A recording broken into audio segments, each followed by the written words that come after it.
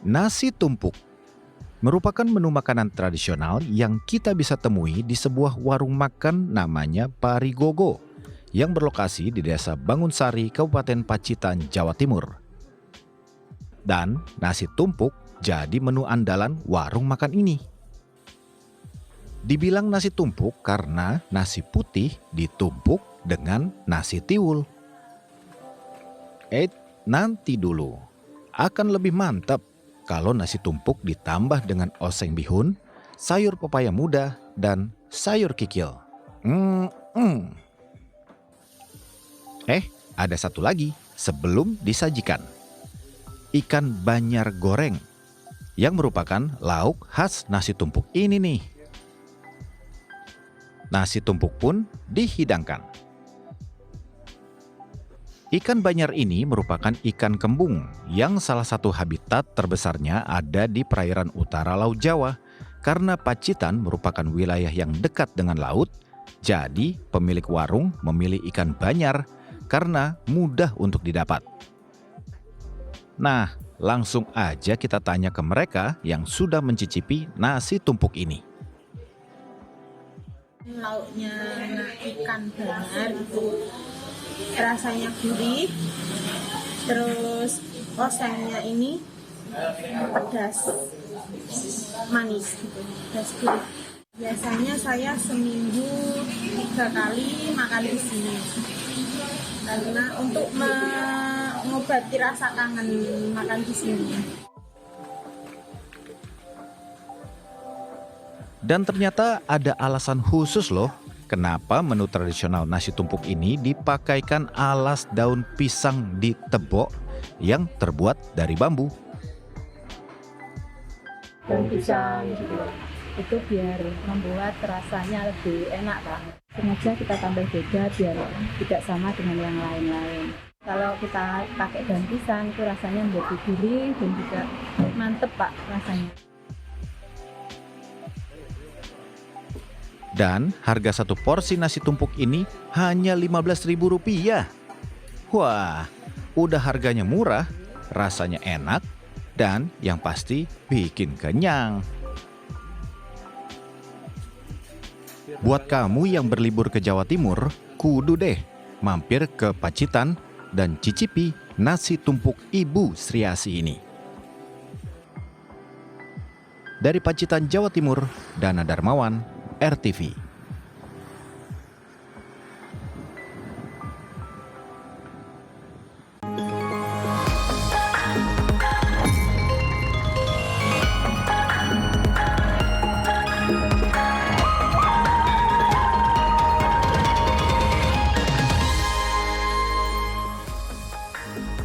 Halo, selamat pagi sahabat RTV, selamat pagi juga Doni. Selamat pagi Tasya.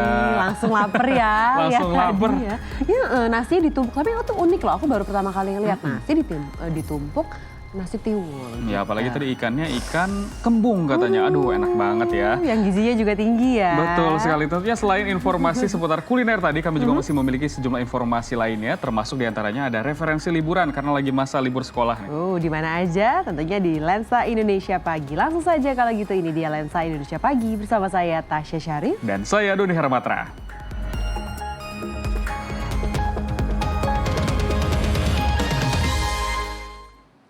Sahabat RTV, bagi kamu yang ingin liburan seru bersama keluarga, camping keluarga di alam terbuka yang sejuk dan asri jadi pilihan yang tepat nih dong. Nah bener banget Tasya, di Cisarua, Bandung Barat ada objek wisata yang memungkinkan pengunjung mendirikan tenda di samping kendaraan pribadi. Penasaran bagaimana keseruannya? Berikut liputannya.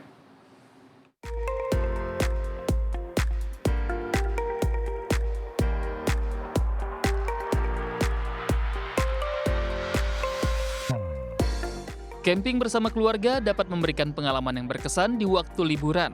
Sensasi ini bisa kita rasakan di alam terbuka yang asri serta udara yang sejuk dan bersih. Seperti di objek wisata yang berlokasi di kawasan kaki Gunung Tangkuban Perahu, Desa Kertawangi, Cisarua, Kabupaten Bandung Barat, Jawa Barat ini. Selain memiliki hamparan lahan hijau yang luas, tempat ini juga memberikan kenyamanan bagi pengunjungnya. Jika objek wisata pada umumnya mengharuskan pengunjung memarkirkan kendaraannya di luar area camping, lalu berjalan kaki atau naik mobil warawiri untuk bisa sampai ke lokasi. Di tempat ini pengunjung bisa membawa mobilnya hingga ke area camping ground dan menggelar tenda di sebelahnya. Dengan begitu, pengunjung tidak merasa lelah dan mobilnya juga lebih aman. Keunikan di sini itu, di sini kan bisa camper van. Yang pertama camper van, terus jadi antara kita tenda dan mobil di sebelahan kan, untuk membawa barang-barangnya pun deket. Selain itu di sini kan luas sekali, terus hijau, jadi relax lah, enak banget kalau untuk dilihat. Ada 3 blok area camping dengan kapasitas 150 mobil dan tenda. Selain bisa membawa tenda sendiri, pengunjung juga ditawarkan pilihan paket, yakni paket standar dengan tenda kapasitas 4 orang dan paket premium dengan tenda berkapasitas 6 orang beserta fasilitasnya. Untuk suasana alamnya sendiri sangat tenang, sangat sejuk sekali ya, karena memang kita benar-benar di bawah kaki Gunung Tangkuban Perahu ya, jadi di situ masih sejuk sekali untuk untuk lokasi alamnya. Untuk tiket masuk sendiri kita di hari weekday itu di angka 20.000, kemudian untuk di weekendnya 25.000. Dan untuk masuk ke area Curug itu sudah termasuk ya, sudah include dengan tiket masuk. Camping tidak hanya dapat menyegarkan badan dan pikiran dari penatnya kesibukan sehari-hari, tapi juga memiliki segudang manfaat. Di antaranya untuk membangun kebersamaan, menciptakan harmonisasi kekeluargaan, serta pengembangan karakter diri. Anak-anak juga pasti happy. Gimana? Seru kan? Anda tertarik untuk camping bersama keluarga di tempat ini? Dari Kabupaten Bandung Barat, Jawa Barat, Bayu Rohman, RTV. Nah, kalau yang satu ini masih seputar liburan nih Tasya. Ada kegiatan yang ekstrim tapi memacu adrenalin, yaitu olahraga melempar pisau. Nah, ini meskipun seru, lemparnya juga nggak sembarangan nih sahabat RTV. Ada teknik dan aturan yang harus diikuti saat melakukan olahraga ini. Selain itu, harus dalam lingkungan yang terkendali. Berikut ceritanya.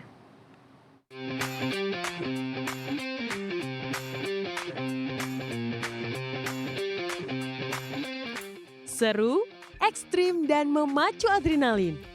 Buat sebagian orang, olahraga lempar pisau mungkin terdengar ekstrim dan mengerikan. Tapi buat komunitas Jakarta Knife Throwing, lempar pisau bisa jadi hobi untuk melepas penat sekaligus meredakan tingkat stres. Untuk olahraga ini, kita bisa menggunakan semua jenis pisau. Tapi yang biasa digunakan untuk olahraga ini adalah tipe full spin yang berputar penuh, half spin yang berputar setengah putaran, dan no spin yang langsung melayang lurus menuju target. Selain pisau, ada kapak kayu dan bilah kapak baja yang bisa digunakan. Butuh konsentrasi tinggi agar pisau yang dilempar bisa menancap tepat sasaran. Harus fokus dan terukur olahraga ini. Kita harus lemparnya dari jarak 2, 3, 4 sampai 7 meter. Itu ada pisau, ada kampak, seperti itu juga. Jadi ya kita juga berkeringat gitu loh, karena harus ada fokus dan powernya juga harus kuat gitu loh. Karena bermain dengan senjata tajam, butuh perhatian ekstra untuk keamanannya. Meskipun pisau lempar ini hanya tajam di bagian ujungnya, namun dalam olahraga ini setiap pemain harus menggunakan sepatu pengaman agar kaki terlindung apabila pisau terjatuh dari tangan. Knife throwing ini termasuk dalam olahraga target, seperti panahan dan menembak. Tapi harga peralatannya jauh lebih terjangkau. Sebenarnya sih itu kalau buat saya lebih ke olahraga akurasi ya, konsentrasi dan fokus. Jadi ya sambil seneng aja mainnya sih daripada olahraga lain. Saya senang olahraga target yang berbentuk target seperti panahan, pisau, pistol. Tapi ini kayaknya yang paling low budget lah kalau untuk ini olahraga target. Bukan hanya orang dewasa ya sahabat, remaja pun boleh ikut olahraga yang satu ini, asalkan dalam pengawasan orang tua. Kalau mulai lempar pisau itu dari umur kelas 1 SMP ya, berarti itu 2012 lah, 2011-2012. Kenapa milih lempar pisau? Awalnya sih terinfluence sama film ya. Waktu itu tuh nonton satu film, terus ada adegan di mana si pemerannya ini main lempar pisau gitu, terus kayak kok keren lah gitu. Terus akhirnya nyari kira-kira di mana ya buat nyalurin hobi atau kegiatan inilah gitu. Akhirnya ketemu ya lempar pisau ini gitu. Ya sahabat RTV, sekarang aku mau nyoba nih main lempar pisau jenis full spin dari jarak 4 meter. Nah katanya kalau dari jarak yang angkanya genap, megangnya dari ujung sini, sementara kalau dari jarak yang ganjil, megangnya dari gripnya. Kira-kira aku bisa nggak ya? Yuk kita coba. Buat sahabat yang penasaran, bisa langsung datang aja ke lapangan tembak Marinir Cilandak, Jakarta tiap hari Minggu pagi. Dari Jakarta, Yas Aprilia, Budi Utomo, RTV. Nah itu sahabat, hasil lemparan aku barusan. Masih agak melenceng sedikit sih, cuma udah lumayan lah ya untuk first timer. Jadi gimana, tertarik nggak untuk ikutan main lempar pisau? Dari Jakarta, Yas Aprilia, Budi Utomo, RTV. Kita ke informasi lainnya sahabat RTV. Diduga malpraktik seorang bocah berusia 2 tahun meninggal dunia di Rumah Sakit Mitra Sejati Medan, Sumatera Utara. Sang bocah menghembuskan nafas terakhirnya setelah mendapat suntikan bius untuk menjalani operasi bibir sumbing.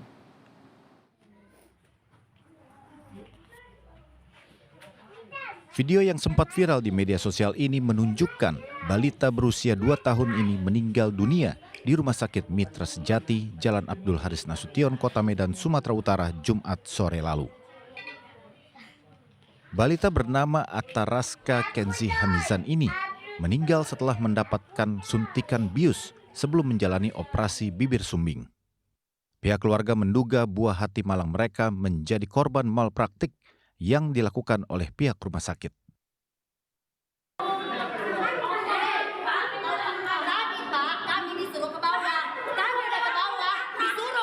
Suasana di Rumah Sakit Mitra Sejati pun mendadak riuh dengan kedatangan keluarga yang membawa jenazah korban.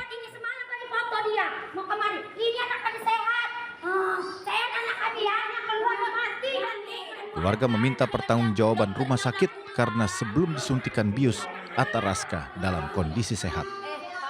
Tahu Pak, dari tadi kami sudah menghargai rumah sakit ini ya. Di bawah kami menunggu kami di bawah kayak ini. Mereka meminta penjelasan penyebab kematian buah hati mereka. Saya tuh enak kalau bilang, ini ruang ICU. Nggak bisa. Apa? Udah tutup sekalian rumah sakit ini. Hingga kini ibu korban Rika Lidiawati hanya bisa meratapi kepergian putranya di kediamannya di Dusun 10, Desa Marendal 1, Kecamatan Patumbak, Kabupaten Deli Serdang. Dirinya masih tak bisa menerima kematian Ataraska. Di bius lah anak saya tuh bius tidur dulu, belum di bius lumpuh. Tidurlah anak saya tuh kan, dibawa ke dalam, ke ruang operasi. Saya disuruh keluar, 1,5 jam saya dipanggil. Nah, saya diberitahu kalau anak saya tangannya membiru untuk dipindahkan ke ruang ICU. Berapa menit di ruang ICU anak saya udah nggak ada. Katanya karena kemungkinan ada gejala ada jantung sama paru-paru. Pas di ruang ICU dijelaskan lagi sama dokter Anastasia, bilangnya kalau alergi pembiusan. Pihak keluarga berencana akan melaporkan kasus dugaan malpraktik yang dilakukan pihak rumah sakit terhadap putranya ke polisi. Sementara itu, hingga kini pihak rumah sakit belum memberikan keterangan resmi terkait penyebab meninggalnya Ataraska. Dari Medan, Sumatera Utara, Wahyu Maulana, RTV. Polda Daerah Istimewa Yogyakarta berhasil membongkar jaringan promosi judi online di media sosial. 6 tersangka diamankan petugas. Para influencer ini mempromosikan situs judi dengan bayaran hingga 5 juta rupiah per unggahan. 6 orang tersangka pelaku promosi judi online ini hanya bisa tertunduk lesu saat digiring petugas dari Polda Daerah Istimewa Yogyakarta Selasa siang. Mereka ditetapkan sebagai tersangka karena bertindak sebagai influencer yang mempromosikan situs judi online melalui media sosial dalam 2 bulan terakhir. Dalam aksinya, para tersangka ini tidak pernah tatap muka dengan pemilik situs. Mereka mendapatkan tugas promosi lewat percakapan media sosial. Sebagai imbalan promosi situs, mereka dibayar antara 2 juta hingga 5 juta rupiah per unggahan. Untuk influencer yang memasarkan ataupun mencari para pemain itu ada imbalannya langsung. Dengan melakukan transfer dan tidak ketemu muka. Ya, tidak ketemu muka melakukan transfer. Nah, ini yang perlu kita kembangkan, aliran-alirannya yang perlu kita koordinasikan kepada seluruh stakeholder terkait. Dari tangan tersangka, polisi menyita sejumlah barang bukti. Di antaranya ponsel, flash disk, dan cetakan transaksi rekening. Petugas masih menyelidiki pemilik situs judi yang memberikan pekerjaan promosi. Untuk mempertanggungjawabkan perbuatannya, ke-6 tersangka dijerat pasal Undang-Undang ITE dengan ancaman hukuman maksimal 9 tahun penjara. Dari Sleman, Yogyakarta, Singgih Aji, RTV. Dewan Pers menduga ada kejanggalan di balik peristiwa kebakaran rumah yang menewaskan seorang wartawan beserta keluarganya di Kabupaten Karo, Sumatera Utara. Benarkah kebakaran ini ada kaitannya dengan pemberitaan yang ditulis korban tentang maraknya perjudian di wilayah Karo yang dikelola oleh oknum TNI? Berikut informasinya.